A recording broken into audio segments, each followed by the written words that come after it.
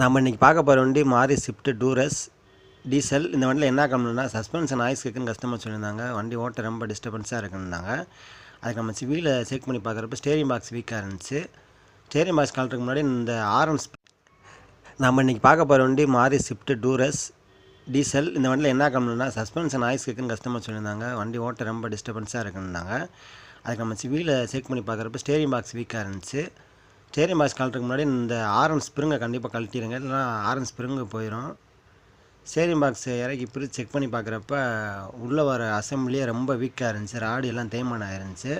நம்ம சிம்மக்கல் அலையந்தன் கால் பண்ணால் காமராஜர் நம்மளுக்கு ½ பேர் பாஸ் கொடுத்தாங்க.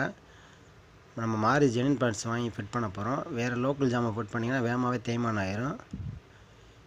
மாறியில் ரேட்டுமே கம்மியாக தான் இருக்கும். இறக்கி ஸ்டேரிங் பாக்ஸ் எல்லாமே ஃபிட் பண்ணியாச்சு. ஃபிட் பண்ணிவிட்டு ஸ்டேரிங் பாக்ஸ் மாற்றுறப்ப வீல் அலைன்மெண்ட் கண்டிப்பாக